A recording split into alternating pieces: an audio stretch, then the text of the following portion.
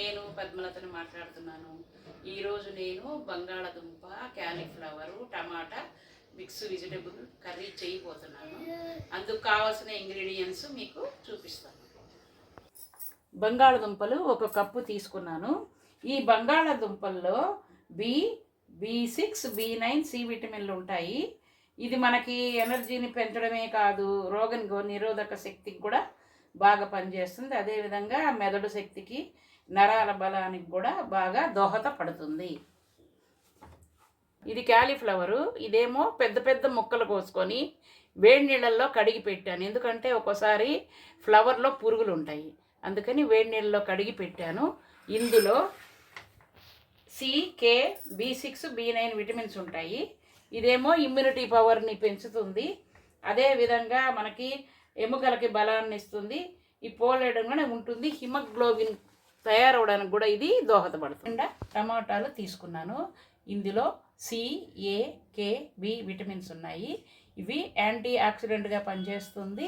కళ్ళకు కూడా చాలా మంచిది, ఎముకలకు కూడా బాగా పనిచేస్తాయి. తర్వాత 1 కప్పులో ఉల్లిపాయ ముక్కలు, 2 పచ్చిమిరపకాయలు నిలువుగా కోసి తీసుకున్నాను. తర్వాత కొంచెం కరివేపాకు తీసుకున్నాను. కొద్దిగా నువ్వులు తీసుకున్నాను. కొద్దిగా మినపప్పు, శనగపప్పు తీసుకున్నాను. 1 కప్పు సగానికి ధనియాలు తీసుకున్నాను. ఎండుమిరపకాయలు తొడిమలు తీసినవి 10 దాకా తీసుకున్నాను. 1/2 స్పూను జీలకర్ర తీసుకున్నాను. కొద్దిగా వెల్లుల్లిపాయలు తాలింపులోకి తీసుకున్నాను. తర్వాత 1/2 స్పూను ఆవాలు తీసుకున్నాను. తర్వాత 1/2 తక్కువ దాకా, 1/2 కప్పు దాకా ఇందులో దాచిన చెక్క, యాలకులు, ఫ్లవరు, లవంగాలు తీసుకున్నాను. రుచికి సరిపడా ఉప్పు కూడా తీసుకున్నాను. ఇప్పుడు నేను స్టవ్ వెలిగించుకుంటాను. పొయ్యి మీద కళాయి పెట్టుకున్నాను. ఇది కొంచెం వేడెక్కాలి.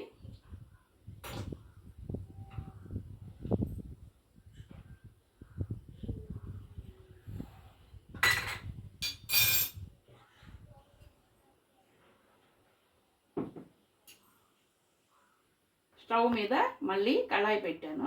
ఇప్పుడు 3 స్పూన్లు దాకా ఆయిల్ వేసుకోవాలి. ఆయిల్ కొంచెం కాగే వరకు చూడాలి.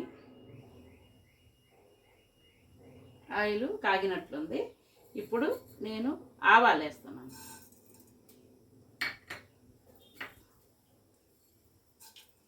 ఆవాలు కొంచెం చిటపట అనాలి, లేదంటే చేదుగా ఉంటాయి కూరలో.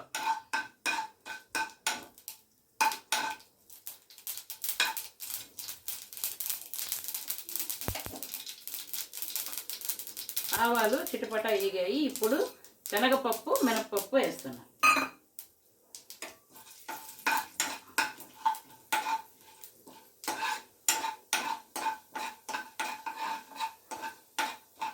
ఇవి కూడా కొంచెం దోరగా వేగే వరకు కలుపుతూ ఉండాలి. ధనియాలు దోరగా వేగాయి. ఇప్పుడు మనం పల్లీలు కొంచెం వేసుకోవాలి ఇందులో. ఇవి కూడా బాగా కలపాలి. తర్వాత కొద్దిగా నువ్వులు, ఇవన్నీ దోరగా వేయించుకోవాలి.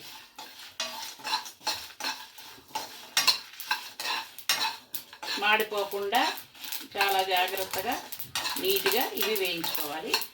ఇప్పుడు ఇవి వేగిపోయినాయి. స్టవ్ ఆఫ్ చేస్తాను. స్టవ్ ఆఫ్ చేసి పళ్ళెంలోకి తీసి ఇవి చల్లారబెట్టుకోవాలి. పప్పులు బాగా ఎర్రగా వేగాయి. ఇప్పుడేమో మనము తరిగి పెట్టుకున్న పచ్చిమిరపకాయలు, ఉల్లిపాయలు ఇందులో వేసేసుకోవాలి. కొద్దిగా ఇవి కలపాలి. ఇప్పుడు ఫ్లేమ్ తగ్గించి పెట్టాలి. ఇప్పుడు కొంచెం కరివేపాకు వేసుకోవాలి.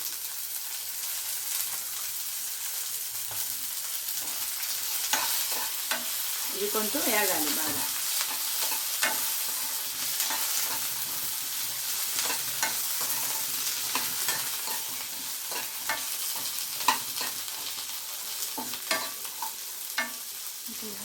ఉల్లిపాయలు వేగిపోయినాయి. ఇప్పుడు బంగాళదుంపలు వేసుకోవాలి. బంగాళదుంపలు ఈరోజు నేను చిన్నగా తరిగాను.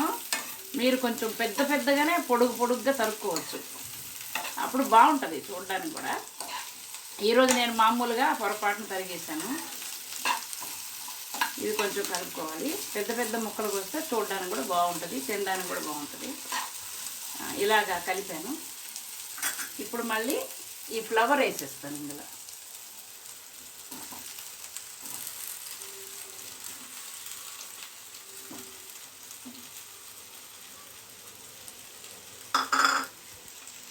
ఇది కూడా కొంచెం వేపాలి.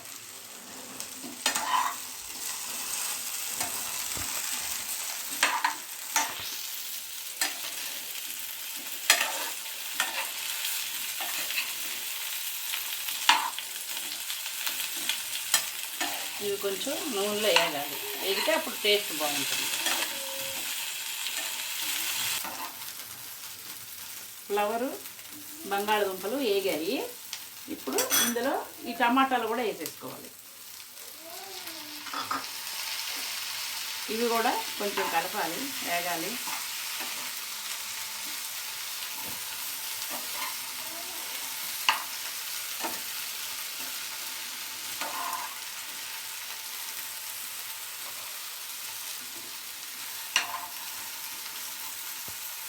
ఇవి కాసేపు వేగనిద్దాం.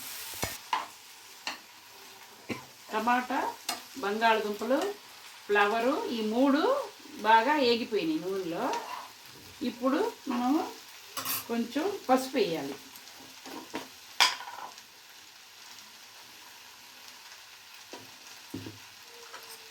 రుచికి తగినంత ఉప్పు వేసుకోవాలి. సరిపోకపోతే మళ్ళీ చివరిగా చూసి మళ్ళీ వేసుకోవాలి.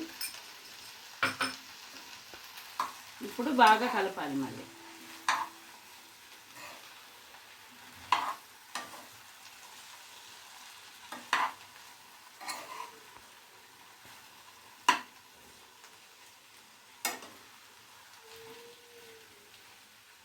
బాగా కలిపాను. ఇప్పుడు మనము ఇందులో 1 కప్పు వాటర్ వేసుకోవాలి. కావాలనుకుంటే మళ్ళీ తర్వాత చూసుకొని ఇంకొంచెం వాటర్ వేసుకోవచ్చు. ఇప్పుడు దీని మీద మూత పెడతాను నేను. కూర ఉడుకుతుంది. అంతలోకి మనం వేసాం కదా ఎన్ని రకాల దినుసులు, ఇవన్నీ మిక్సీ జార్లో వేసుకొని పౌడర్ చేసుకోవాలి. తర్వాత ఏం చేయాలో మీకు చూపిస్తాను. కూర ఉడికిందేమో చూద్దాం. ఇప్పుడు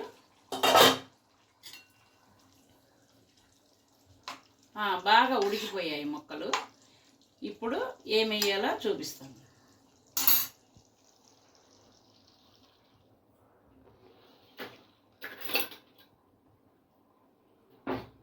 మనము ఇందాక దినుసులన్నీ వేపుకున్నాం కదా, ఇవన్నీ నేను మిక్సీలో పౌడర్ చేశాను. ఇది మనం ఇప్పుడు 1 స్పూన్ తీసుకొని చల్లాలి కూర మీద. కొంచెం మీకు ఎక్కువగా కావాలి ఘాటు అనుకుంటే కొంచెం కూడా తీసుకోవచ్చు. తర్వాత కొంచెం కారం వేయాలి. కొద్దిగా ఎక్కువ వేసుకోకూడదు, ఎందుకంటే మనం పచ్చిమిరపకాయలు, ఎండుమిరపకాయలు వాడాం కాబట్టి కొంచెం కలర్ కోసం కొద్దిగా కారం చల్లుకోవాలి. తర్వాత మనం దంచి పెట్టుకున్న వెల్లుల్లిపాయలు పైన వేయాలి. ఇప్పుడు ఇవన్నీ ముక్కలకు పట్టాలంటే బాగా కలపాలి. ఇప్పుడు మళ్ళీ మూత పెట్టి కొద్దిసేపు ఉంచాలి. కూర ఉడికిందేమో చూద్దాము. మనం వేసిన మసాలా పొడి, కారం అన్నీ బాగా కలిసాయి. అయిపోయిందే, ఇంకా ఈ కూర రెడీ అయిపోయింది. ఇప్పుడు పైన కొంచెం కరివేపాకు వేస్తున్నాను, ఎందుకంటే మంచి వాసన వస్తుంది. అంతే, తయారైపోయింది కూర. ఇంకా స్టవ్ ఆఫ్ చేసేస్తాం. అయిపోయింది. కాలీఫ్లవర్, బంగాళదుంప, టమాటా ఈ కూర రెడీ అయిపోయింది. ఇప్పుడు మనం ఇది బౌల్లోకి సర్వ్ చేసుకోవాలి. ఇది అన్నంలోకి, చపాతీలోకి, పూరీలోకి కూడా చాలా బాగుంటుంది. ఇంకొక విషయం ఏమిటంటే, ఇది మన కూర అయిపోయిన తర్వాత ఇందులో వేసిన పౌడర్ ఉంది కదా, మసాలా పొడి, ఇది మిగిలింది ఏం చేయాలంటే మనం బాటిల్లో స్టోర్ చేసి పెట్టుకోవచ్చు. ఇది ఏ కూరలో వేసుకున్నా కూడా చాలా టేస్టీగా ఎమ్మీగా ఉంటుంది. ఇప్పుడు మేమందరం ఎమ్మీగా ఈ వెజిటేబుల్ కర్రీ చేసుకొని తింటాం. మీరు కూడా ఇలాగే చేసుకోవాలని మేము కోరుతున్నాం.